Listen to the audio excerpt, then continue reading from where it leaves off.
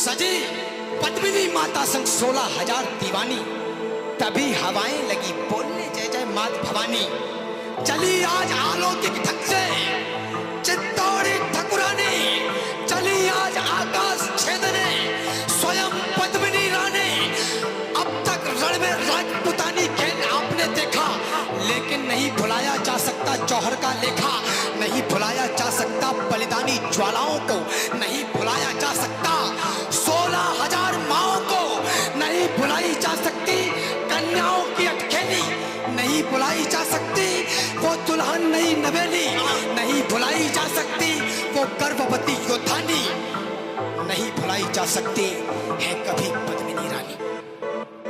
मैं आज तुमको वीरता की एक ऐसी गाथा सुनाऊंगा, मैं गर्व से हर एक हिंदू का लो सीना आज फुलाऊंगा। मेवाड़ की लो गाथा सुनो तुम जिससे थे अनजान रहे, तुम शूरवीरों के वंशज हो क्यों खुद को कायर मान रहे। चित्तौड़ की ये दास्ता है जो गर्व भी मुझे कराती है, उन 16,000 माता बहनों की चीखें मुझे डराती हैं। जौहर की ये कहानी है जो तुमको आज सुनानी है, मैं कोटि कोटि प्रणाम करूं जिसे पद्मावती महारानी है। माँ पद्मावती को कुंवर रतन में बाढ़ के लाए थे, उनका सौंदर्य देख के राघव चेतन भी ललचाए थे। वो राजगुरु था किंतु उसका दिल अंदर से काला था, वो छुप के रानी देखता था उसे राजा से तभी निकाला था। प्रतिशोध का बदला लेने वो खिलजी के तलवे चाट गया, मेवाड़ शर्म से लाल हुआ एक हिंदू देश को बांट गया। उसने खिलजी को पद्मावती को पाने को उकसाया था, उस खिलजी कुत्ते के सिर पे बस काम क्रोध चढ़ आया था। महारानी को पाने खातिर खिलजी ऐसे पगलाया था, धोखे से महाराजा रतन को उसने बंदी बनाया था। राजा को बंदी बना के खिलजी दिल्ली दुर्ग ले आया था, उनको छुड़वाने के लिए रानी को दिल्ली बुलाया था। उनकी रक्षा में बादल गोरा साथ में दिल्ली आए,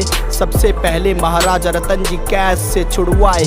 बादल गोरा जी अमर हुए पर राजा को था बचाया, एक सुरंग से उनको सही सलामत राजमहल पहुंचाया। मेवाड़ की माटी ऋणी रहेगी बादल जैसे पीरों की, आकाश में धवनी गूंज उठी थी खनन खनन शमशीरों की। एक महाराणा प्रताप जी जिनसे अकबर भी घबराता था, और खिलजी जैसा कुत्ता रावल रतन से थर्राता था। धोखे से रतन जी मारे गए, अब आंख उसकी महारानी पे। चित्तौड़ में चीखे गूंज रही, तुम शक करते हो कहानी पे। चित्तौड़ की धरती रोने लगी और अंबर खून से लाल हुआ, मेरी 16,000 माता बहनों का उस दिन जो भी हाल हुआ। वो पिस पी कर भी मर सकती थी किंतु ऐसा किया नहीं, उन्हें जिंदा जलना स्वीकार था, सम्मान को लुटने दिया नहीं। वो वैसे दरिंदे मरने बाद भी उनकी इज्जत लूटते थे, पिस पी कर आत्मा रोती थी, मृतदेह से आंसू फूटते थे। बहनों की इज्जत मीठ समझ उन्हें दान वो जैसे बांटते थे, कर इससे भी मन भरता ना तो टुकड़ों में उन्हें काटते थे। मेरी सोच के भी रूह कांप रही, वो कैसा भयानक मंजर था। खिलजी से ज्यादा राघव चेतन ने खोपा तब खंजर था। मुल्लों की यातना झेलने से तो अच्छा करना जौहर था, वो भड़वा खिलजी अपनी सगी चचा की बेटी का शौहर था। मैं बार बार प्रणाम करूं जो माँ बहनों ने झेला था, जो पति के साथ ही सती बनी ना दामन उनका मैला था। वो 16,000 मेरी बहनें जलती अग्नि में थी कूद गई, खिलजी के हाथ कुछ लगा नहीं, सब मिटा के अपना वजूद गई। उस दिन चित्तौड़ के दुर्ग में जय जय जय भवानी नारा था, वो दल्ला खिलजी जीत के भी माँ पद्मावती से हारा था।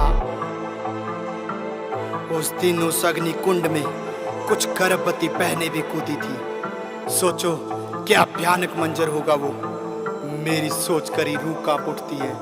खुद को जिंदा जलाना कोई आसान काम नहीं है, और हमारे कुछ मूर्ख जो माँ पद्मावती के वजूद पर ही सवाल उठाते हैं। खैर, लोगों ने तो श्री राम जी और राम सेतु पर भी सवाल उठाए थे, तो क्या श्री राम जी नहीं थे? ऐसे मूर्खों को जवाब देना सीखिए और हमारी संस्कृति, हमारे पूर्वजों पर गर्व करना सीखिए। उन्हें मरना मंजूर था किंतु किसी के आगे झुकते नहीं थे।